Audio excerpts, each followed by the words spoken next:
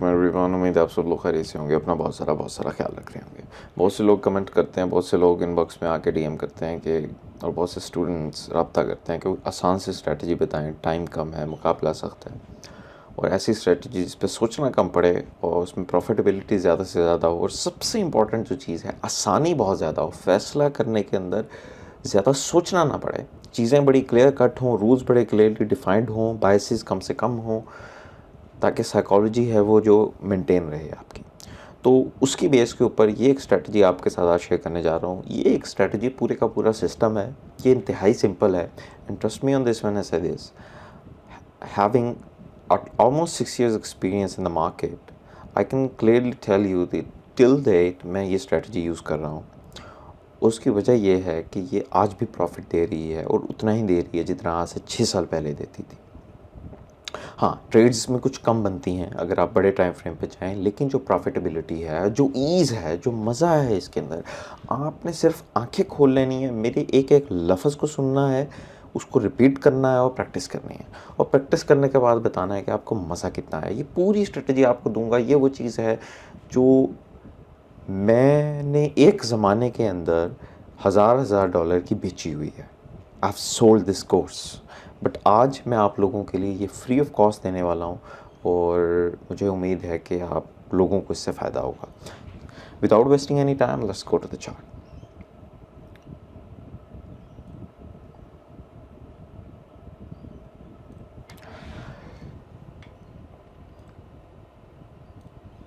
तो इसमें आपने देखना यह है कि एक आपके पास, अगर आपने बाई या सेल के जोन्स हमने निकालने हैं, तो तरीका क्या है कि आपने एक बेरिश कैंडल देखनी है,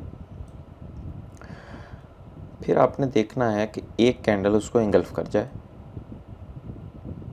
या फिर आपने एक बेरिश कैंडल देखी, मैं इसमें एक्सप्लेन कर देता हूँ आपको।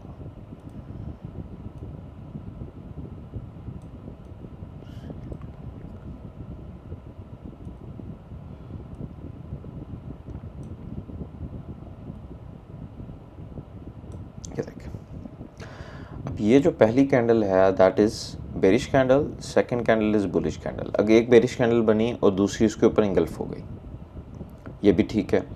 एक बेरिश कैंडल बनी और 2 कैंडल्स ने इंगल्फ कर लिया, एक बेरिश बनी या उसको 3 कैंडल्स ने इंगल्फ कर लिया।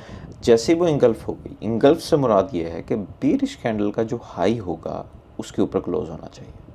जैसे ही क्लोज हो गया तो हम कहेंगे कि ये हमारी कंडीशन जो 1 है ना, इस कैंडल पे और इस कैंडल पे पूरी हो गई है। जब ये कंडीशन आपकी बन जाती है, ये हमारी पहली कैंडल है जिसने ब्रेकआउट दिया है। अब इस पहली कैंडल के बाद मुझे 2 कंसेक्टिव और बुलिश कैंडल चाहिए। अगर ये 3 कैंडल ऐसे बन जाती हैं, पहली ब्रेकआउट कैंडल और उस ब्रेकआउट कैंडल के उसके बाद 2 और उसी कलर की कंसेक्टिव कैंडल बन जाएं, वो बेशक डोजी हों, हैमर हों, जो भी उनकी शेप हो, डजंट रियली मैटर, और वो आपस में इनसाइड बाज हों, एक दूसरे के अंदर क्लोज हों, as long as breakout candle के बाद 2 कंसेक्टिव बुलिश कैंडल बन जाएं, तो मैं इस बेरिश कैंडल के सेटअप को मार्क कर लूँगा और ये मेरा हाई प्रोबेबिलिटी जोन बन जाएगा। इस वाले सेटअप को देखें, अगर यहाँ पे इस कैंडल ने ब्रेकआउट दिया तो ये हमारी ब्रेकआउट कैंडल होगी। इसके बाद मुझे 2 बुलिश कैंडल चाहिए किसी भी शेप एंड साइज़ की कंसेक्टिव, तो मैं इसको मार्क कर लूँगा। लेट्स से कि अगर एक ऐसा सेटअप आता है कि ये हमारे पास थी एक बेरिश कैंडल, अब उसके अंदर एक बुलिश क्लोज हो गई, यूँ करके डोजी, फिर एक कैंडल और क्लोज हो गई, फिर एक कैंडल और क्लोज हो गई, लेकिन फिर एक कैंडल आई जिसने ब्रेकआउट दे दिया। अब ये हमारी ब्रेकआउट कैंडल है। अगर तो इसके ऊपर 2 कैंडल्स बन जाती हैं कंसेक्टिव, जो इसके बाद 2 कंसेक्टिव कैंडल्स होंगी सेकंड एंड थर्ड, वो बुलिश बन जाती हैं, तो ये जोन एक हाई प्रोबेबिलिटी जोन बन जाएगा बाय का। लेकिन अगर यहाँ पे लेट्स से कि इसने ब्रेकआउट दिया है और जो नेक्स्ट कैंडल थी वो दोबारा से बेरिश बन गई, तो ये हमारा सेटअप फेल है, क्योंकि हमें ब्रेकआउट कैंडल के बाद 2 कंसेक्टिव बुलिश कैंडल चाहिए for the zone to form. ये हमारा हो गया बेरिश का जोन, और अब मैं आपको, सॉरी ये बाय का जोन है, अभी मैं आपको सेल का जोन बनाना सिखाता हूँ। एक मिनट, लेट्स से कि ये बाय की कैंडल थी,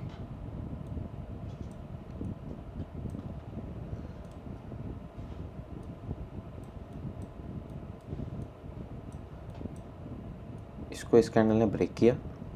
अब मुझे इसके बाद दो बेरिश कैंडल चाहिए। अगर इस ब्रेकआउट कैंडल के बाद फ़ौरन से दो बेरिश कैंडल बन जाती हैं तो ये जो जोन होगा ये हाई प्रोबेबिलिटी सेल जोन बन जाएगा और यहाँ से हम इसको शॉर्ट करेंगे। और इसका एक और वेरिएंट देख लें, बुलिश कैंडल बनी,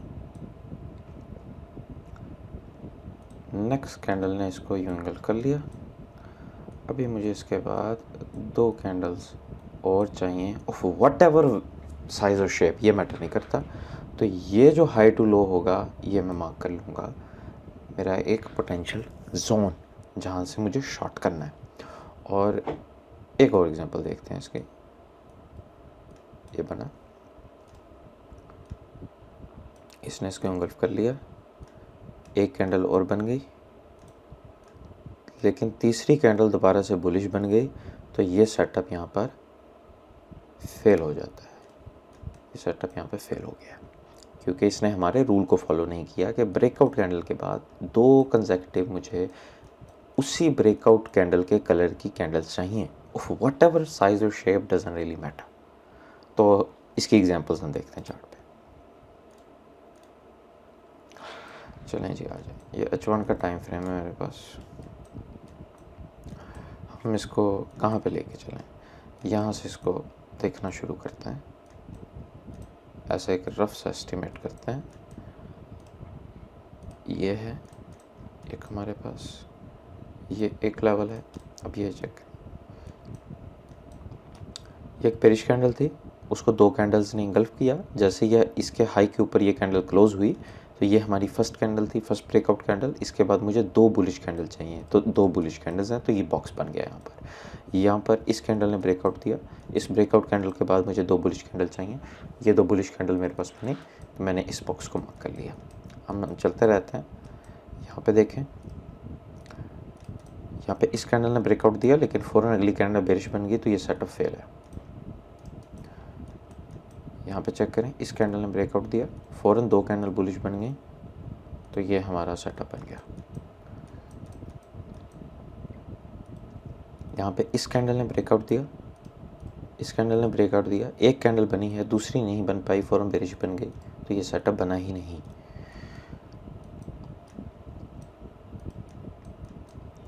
तो इसको अगर हम बॉक्सेस को अब एक्सटेंड कर देंगे ताकि आप लोगों को समझ आ सके कि ये काम कैसे करता है। यहाँ पे चेक करें, एक बेरिश कैंडल थी, इस कैंडल ने ब्रेकआउट दिया है, उसके बाद दो बुलिश बनी हैं, इसको मार्क कर लेंगे।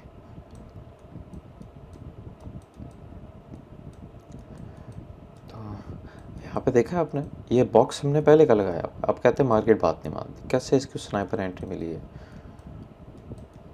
और यहाँ से आपको 800,000 पे मार्केट ऊपर गई है, यहाँ से भी आपको एक अच्छी खासी ट्रेड अपॉर्चुनिटी मिली है 200 पिप की। खैर हम इसको देखते हैं, यहाँ पे कोई जोन नहीं बन रहा, यहाँ पे एक बेरिश का लेवल है, कैसे है ये देख लें। इस कैंडल ने ब्रेकआउट दिया, ये पहली कैंडल थी, दो हमें कंसेक्यूटिव बेरिश कैंडल चाहिए, ये भी बेरिश है और ये भी बेरिश है। चूँकि दो बेरिश आ गई ब्रेकआउट कैंडल के बाद, ये बॉक्स बन गया हमारा। अच्छा, इसको हमने स्टैंड अलोन यूज़ नहीं करना, इसके साथ हमने बहुत सारी चीज़ें यूज़ करनी होती हैं। अभी मैं आपको सिर्फ लेवल निकालने का तरीका सिखा रहा हूँ कि लेवल कैसे निकालने हैं, उसको यूटिलाइज़ कैसे करना है, उसको ट्रेड्स में कैसे लेके आना है, वो अलग चीज़ें हैं। और ट्रेड रिस्क मैनेजमेंट क्या है, ट्रेंड की अलाइनमेंट कैसे है, ट्रेंड के बगैर ये चीज़ें काम नहीं करेंगी। ये सिर्फ लेवल है कि आपको पता हो कि अपने लेवल तक इंतज़ार कैसे करना है। अब ये देखें, ये लेवल हमारा अच्छा नहीं चला। क्यों नहीं चला? कि यहाँ नीचे से ट्रेंड शिफ्ट हो गया था। ट्रेंड के लिए आपको एक हैक बताऊंगा, आपकी स्ट्रेटजी बहुत ज़बरदस्त काम करेगी। यहाँ पे अगर आप चेक करें, ये इस कैंडल ने ब्रेकआउट दिया था, दो बुलिश कैंडल बनी थी, तो ये जोन पहले से अलाइन है भाई। ये जो मैंने आपको रूल सिखाए हैं, जो मैंने आपको टेक्निक सिखाई हैं, ये सारी चीज़ें उसी के बेस पे हो रही हैं। यहाँ पे चेक करें, ये एक बेरिश कैंडल थी, इसको ब्रेकआउट हुआ, उसके बाद 2 बुलिश कैंडल बनी, ये बॉक्स बना। अब मार्केट यहाँ बैठी है, मार्केट यहाँ बैठी है, घूम रही है, लेकिन हमें पता है कि भाई अगर इधर आएगी, ये हमारा बाइंग जोन है, हमने इधर से बाय करना है, हमने इसको जाने नहीं देना, हमने इसको मिस नहीं करना इस अपॉर्चुनिटी को। ऐसी अपॉर्चुनिटी बहुत कम मिलती है मार्केट के अंदर।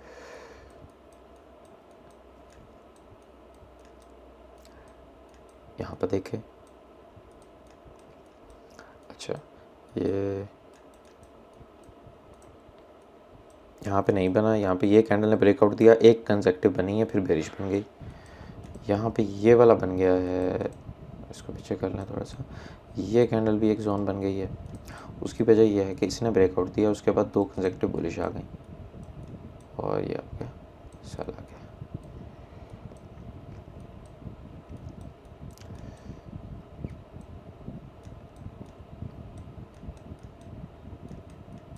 इसमें बन तो बहुत रहे हैं, लेकिन मैं आपको वो दिखाता हूँ जो ट्रिगर हुए, जिन पे मार्केट आई नहीं है उनको मैं मार्क नहीं कर रहा। यहाँ पे देखें, ये अभी मोस्ट रिसेंट है भाई, ये ट्रेड भी मैंने पकड़ी थी और यहीं से पकड़ी थी।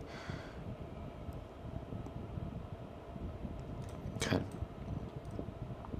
ये यहाँ से पिन पॉइंट आपको एंट्री मिली है 2000 पिप्स की। Not a joke man, not a joke. आपको पहले से पता था कि आपने लेवल यहाँ पे मार्क लगा के रखा है। अच्छा, अगर आपको ट्रेंड देखना आता है, एसएमसी या कोई स्ट्रेटजी आती है या मार्केट स्ट्रक्चर आपको पता है, तो या तो आप किसी से सीख लें, अगर नहीं पता किसी एक्सपीरियंस से सीख लें। अगर सीखना भी नहीं चाहते या सीख लिया है लेकिन आता नहीं है और साइकोलॉजी मजबूत नहीं है, तो आपको एक हैक बताता हूँ which I am still using till date. और वो हैक ये है कि आपने 21 और 50 की EMA H1 टाइम फ्रेम पे लगानी है। ये आपको ट्रेंड का बहुत अच्छी आइडेंटिफिकेशन देंगी। और जब भी आपका वो जोन जिसमें EMA आपकी बुलिश हो, मतलब 21 वाली 50 के ऊपर हो और मार्केट आपका जोन उसके दरमियान में बन रहा हो, यानी कि मिनिमम कंडीशन ये है बाई की या सेल की कि आपके ट्रेंड की डायरेक्शन में EMS की डायरेक्शन में ट्रेड करना है और मिनिमम 21 EMA को टच करें और उसके साथ हमारे जोन को टच करें, वहाँ से हम बाय करेंगे। तो इस स्ट्रेटजी के मुताबिक आपका ये लेवल भी ठीक था, ये लेवल भी ठीक था। उसके बाद ये लेवल ठीक नहीं था क्योंकि यहाँ तक आते आते उसने ट्रेंड बदल दिया। अब यहाँ से हम बाय के लेवल्स को देखना शुरू करेंगे, ना कि सेल के लेवल्स को। तो यहाँ पे भी ये लेवल काम तो किए हैं पोटेंशियल रिवर्सल के लिए, लेकिन ये मैं रिकमेंड नहीं करता कि आप अगेंस्ट द ट्रेंड इसको चलाएं। उसके लिए आपको एक्सपीरियंस ज़्यादा चाहिए, उसके लिए आपको तजर्बा ज़्यादा चाहिए, उसके लिए आपको पता होना चाहिए कि कहाँ पे लिक्विडिटी स्वीप हो रही है, कहाँ पे लिक्विडिटी पड़ी है। आपको एल्गोरिदम की नॉलेज का पता होना चाहिए, आपको शेडो लेवल्स की नॉलेज का पता होना चाहिए। ये मैं उन लोगों को बता रहा हूँ जिनके जो बिल्कुल प्रॉफिट में नहीं है और वो चाह रहे हैं कि बेसिक किस्म की नॉलेज उनको मिल जाए और वो मार्केट के अंदर कुछ सस्टेनेबिलिटी ला सकें, कुछ प्रॉफिटेबिलिटी ला सकें। ये पर्टिकुलरली सिर्फ उन लोगों के लिए। हाँ, ये पोटेंशियल रिवर्सल जोन ज़रूर है ट्रेंड के अगेंस्ट, लेकिन हर जोन चलेगा नहीं। जैसे कि यहाँ पे भी एक जोन था, ये फेल हुआ है, यहाँ से उसने हमें 700-800 पिप दिए हैं, यहाँ से अब उसने ट्रेंड रिवर्स कर दिया। तो आपको पता होना चाहिए मार्केट ने जब रिवर्सल में आना है तो कौन सा पोटेंशियल जोन है जहाँ से वो रिवर्स करेगी, कौन सा जोन है जो चलेगा। अब ये एक्सपीरियंस से आएगा। लेकिन मार्केट कोई भी बाय और सेल की मूव H1 के इन लेवल्स को टच किए बगैर नहीं देती, ये बात याद रखनी है। लेट्स से कि अब हमारे पास ये एक लेवल था, जब मार्केट इससे नीचे आई तो हमें पता है अगला लेवल कहाँ पे है, यहाँ पर है।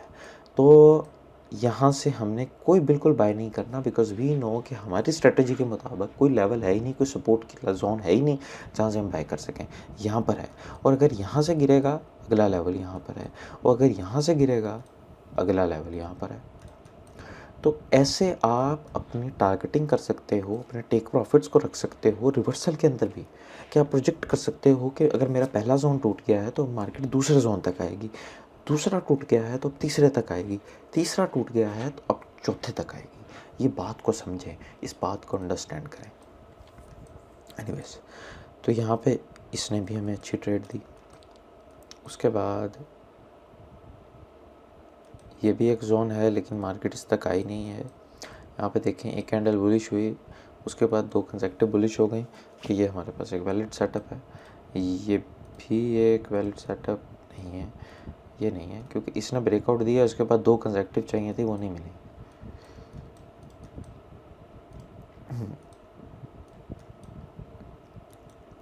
ये देखें, ये एक बेरिश कैंडल थी, इसने ब्रेकआउट दिया, एंगल्फ होगी, 2 कंसेक्टिव बुलिश कैंडल्स आई, तो ये हमारे पास सेटअप बन गया। अब इस सेटअप में देखें वो नीचे तक गई है, उसने असल हिंटिंग की है आपकी। जो वीक बायर था, जो डरा हुआ बायर था, वो नीचे भी क्यों गई है? वो यहाँ पे एक लिक्विडिटी पड़ी थी, इस लिक्विडिटी को हंट करने गई है। ये बिल्कुल इस लेवल पे M15 में एक ओवी पड़ा है, उसको हंट करने गई है। एनीवेज, ये तो बात की बातें हैं। जब आप प्रोफेशनल सीखेंगे किसी से कि एल्गोरिथम कैसे वर्क करता है, शेडो लेवल्स कैसे वर्क करते हैं, तो यू विल अंडरस्टैंड।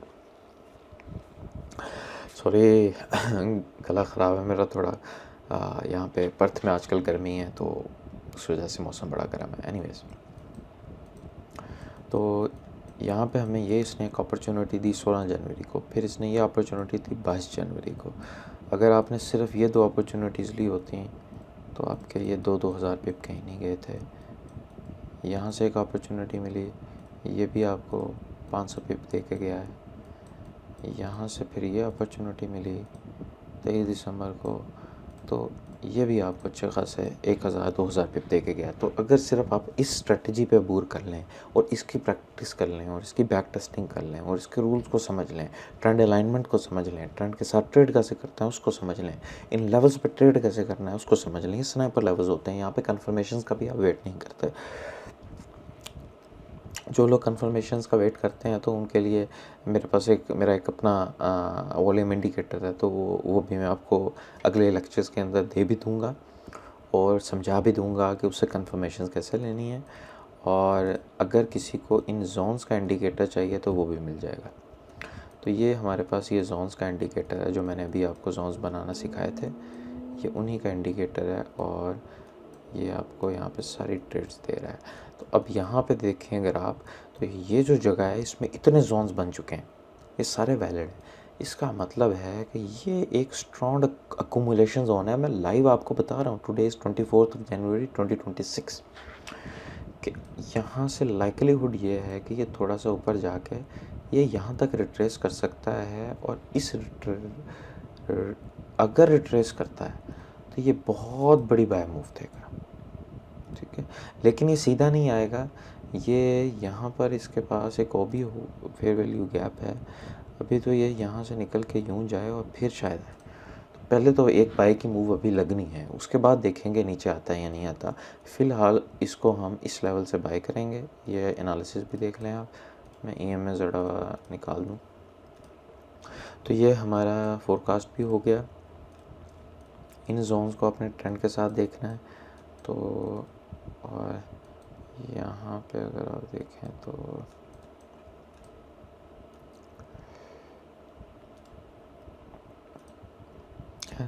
ये देखें, अगर इस लेवल पे मार्केट आती है, इस जोन में मार्केट आती है, और इसको मैं आपको प्रिसाइज़ करके बता देता हूँ कि इसका प्रिसाइज़ लेवल क्या होगा, ताकि आप लोगों को मुश्किलात ना पेश आएँ। तो इसमें ये जो जोन है, ये लेवल हमारा एक प्रिसाइज लेवल है।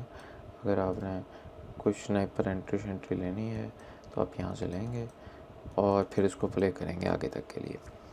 उम्मीद है आप लोगों को इससे फ़ायदा हुआ होगा, आप लोगों को ये स्ट्रेटजी समझ में आई होगी। मेरी रिक्वेस्ट है आप सबसे,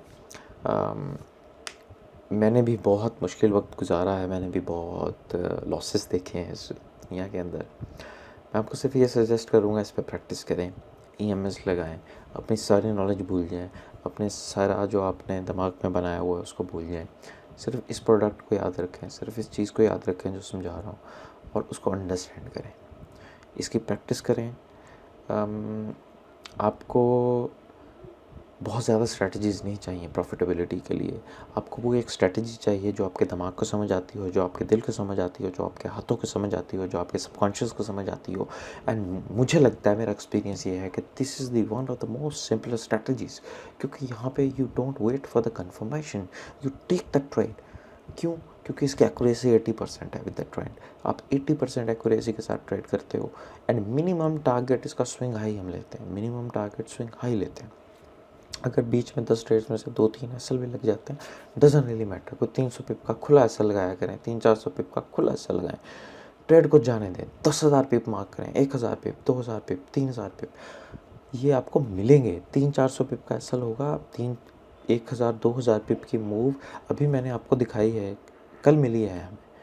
इसी वीक में 2,000 पिप की मूव मिली है, यहाँ से भी मिली है, इस जगह से भी मिली है, यहाँ से यहाँ तक भी लेते तो 2,000 पिप था, उसको बंद कर दिया तो यहाँ से देखें फिर 2,000 पिप। ये वही स्ट्रेटजी है जो आपको सिखा रहा हूँ, मैं डेली यही यूज़ करता हूँ।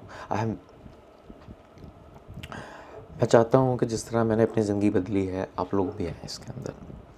अगर मैं कर सकता हूँ तो आप लोग भी कर सकते हैं। आप दुनिया के किसी भी खित्ते में, किसी भी खित्ते में, मैं अगर आप लोग मुझसे मिलना चाहते हैं तो मैं पाकिस्तान में तो नहीं हूँ, लेकिन जो ऑस्ट्रेलिया का, अगर आप जो कोई ऑस्ट्रेलिया से सुन रहा है, he wants to meet me, तो आई एम अवेलेबल।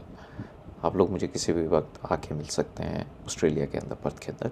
अपना ख्याल रखें, दुआ में याद रखें। अल्लाह ने के बाद।